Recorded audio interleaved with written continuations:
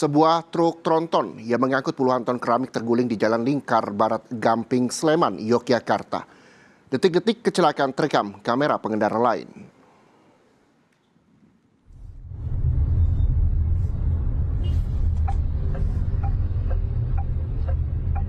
Inilah detik-detik sebuah truk tronton bermuatan 35 ton keramik terguling di Jalan Lingkar Barat Gamping, Sleman, Yogyakarta yang terekam kamera pengendara lain. Truk yang hendak melewati jalan menikung mendadak miring ke kiri hingga akhirnya terguling. Tidak ada korban jiwa, namun sopir dan kernet alami luka ringan.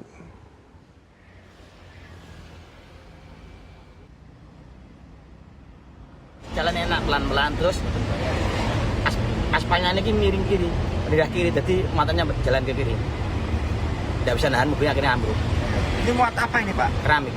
Mau dibawa ke Jogja TB Utomo.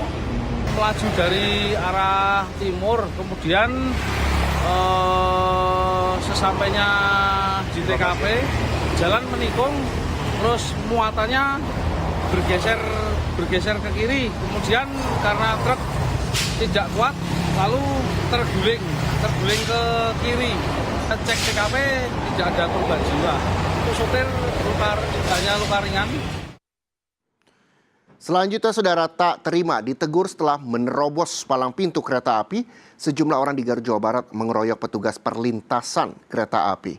Video pengeroyokan viral di media sosial membuat PT KAI Daob 2 Bandung akan menempuh jalur hukum.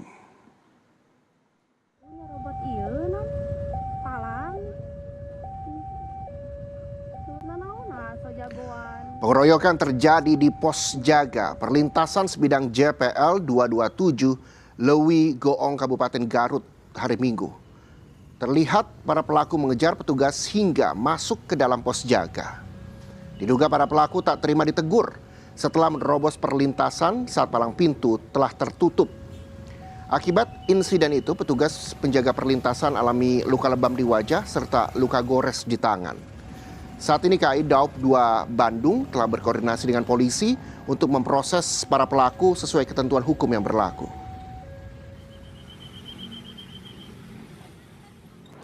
Saat ini, pihak PT Kereta Api Indonesia telah berkoordinasi dengan petugas kepolisian untuk mengambil langkah-langkah lebih lanjut terhadap kondisi yang terjadi di perlintasan tersebut.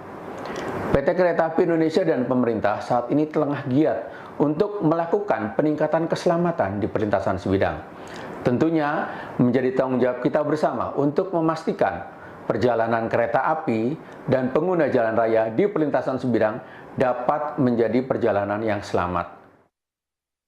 Selanjutnya, saudara, dua santri anak-anak yang menjadi korban pembakaran di pesantren di kawasan Lombok Tengah, Nusa Tenggara Barat mendatangi kantor Lembaga Perlindungan Saksi Korban Selasa siang.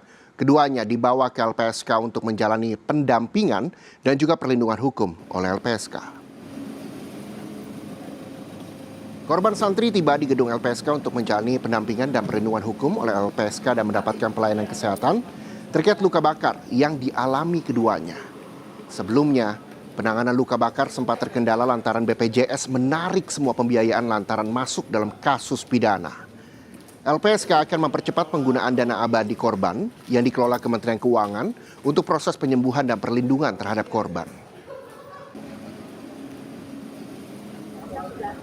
Tim untuk dilakukan perlindungan secara darurat,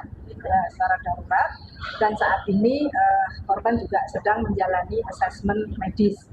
Yang ketiga, menurut Undang-Undang 3 tahun 2026, LPSK memiliki mandat untuk memanfaatkan dana abadi korban, dan itu dikelola oleh Kementerian Keuangan. Meninggalnya seorang santri serta luka bakar berat yang dialami dua santri lainnya di Pondok Pesantren Lombok Tengah merupakan tragedi kemanusiaan yang harus menjadi momentum memperkuat penegakan hukum sekaligus membenahi sistem pelindungan korban di Indonesia. Negara tidak boleh hadir hanya setelah korban berjatuhan, tetapi harus memastikan setiap warga negara, khususnya perempuan dan anak, memperoleh perlindungan hukum, rasa aman, dan keadilan. Polda NTB memastikan telah menetapkan dua tersangka, yakni MR, santri senior atau anak yang berhadapan dengan hukum, dan AMR, pengasuh pondok pesantren. Polda NTB bekerja sama dengan lembaga terkait seperti LPSK dan Kementerian Pemberdayaan Perempuan dan Perlindungan Anak agar korban serta keluarga selalu dalam kondisi baik selama penyidikan kasus ini berlangsung.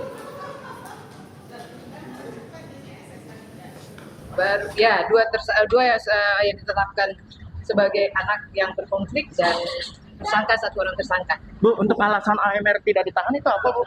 Karena belum pada tahapan itu, karena kami akan meminta keterangan dalam kapasitas sebagai anak berkonflik dan sebagai tersangka, ya.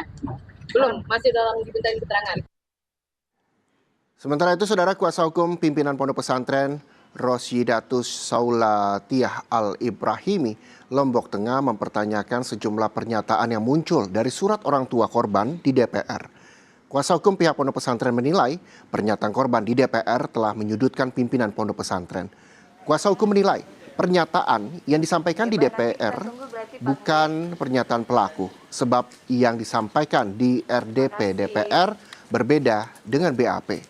Penetapan tersangka dipertanyakan karena tidak disertakan alat bukti yang relevan. Pihaknya akan mengajukan pra-peradilan terkait penetapan tersangka. Diceritakan oleh pelaku langsung, itu ada di BAP. Yang diceritakan di RDP bukan oleh pelaku langsung.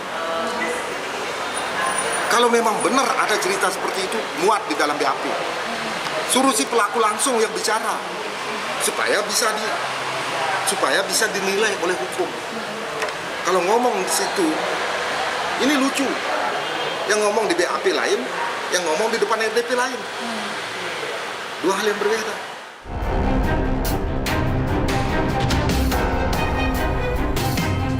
Sebagai rakyat kecil, saya mengetuk pintu hati Bapak Presiden sebagai bapak dari seluruh anak di Indonesia. Anak saya ke pondok pesantren untuk belajar agama agar jadi anak yang baik, bukan untuk disiksa.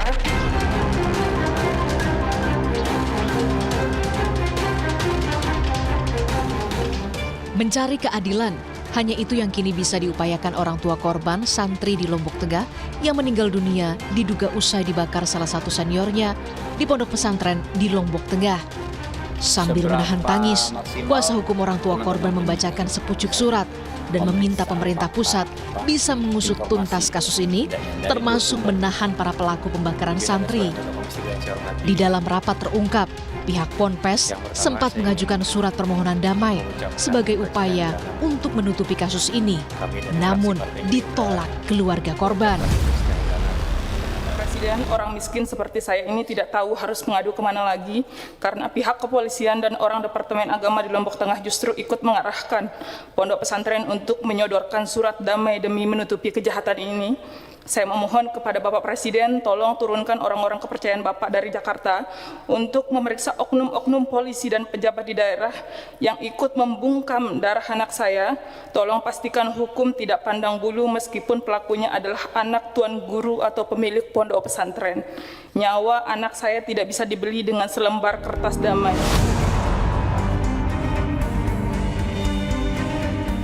Atas laporan keluarga korban, Ketua Komisi 3 DPR RI Habibur Rahman meminta polisi bisa segera menahan pelaku pembakaran terhadap santri. Memeriksa fakta, informasi ya, setidaknya dari dua sumber. Dari ibu ini tadi kan disampaikan, dan dari satu anak lagi bahwa ada pengancaman. Bahkan spesifik pengancamannya, bukan sekedar akan disakiti tapi akan dibakar. Dan itu kejadiannya gitu loh. Jadi agak naif kalau kita saat ini mengambil kesimpulan ya, kebakaran karena ketidaksengajaan dan nggak ada kaitan dengan pengancaman. Karena spesifik sekali, Pak. Akan juga sebagai kelalaian dari pondok pesantren di pelaksanaan gelar penetapan tersangka. Karena upaya menutup-nutupi. Dan kami dapat jelaskan pimpinan bahwa pembuatan surat perdamaian ini sebanyak 2 kali, namun sifatnya pengelola pondok pesantren ini hanya sebagai fasilitator. Jadi mencoba mengarahkan pihak korban untuk berdamai dengan keluarga anak terlapor anak. Namun orang tua kemudian bukan maksud untuk merendahkan pimpinan karena orang tua ini tidak paham isinya, tidak dijelaskan isinya, sehingga ada pada salah satu surat perdamaian itu salah satu orang tua menandatangani. Namun setelah kami tanyakan kenapa ditandatangani, saya tidak tahu isinya, Pak. Sehingga itu kami jadikan juga untuk memperkuat pembuktian kami pimpinan. Namun terkait masalah pengancaman tadi, salah satu anak menjelaskan untuk anak yang lain sebagai korban pengancaman. Nah, anak yang korban pengancaman ini kami periksa sebanyak 3 kali, menjelaskan dia hanya mendapatkan perundungan 3 hari sebelumnya. Sebelumnya, 3 santri diduga jadi korban pembakaran. 1 orang meninggal dunia, sementara 2 lainnya menderita luka bakar. Polisi saat ini telah menetapkan 2 orang tersangka. Yakni santri senior dan pimpinan Ponpes. Tim Liputan, Kompas TV.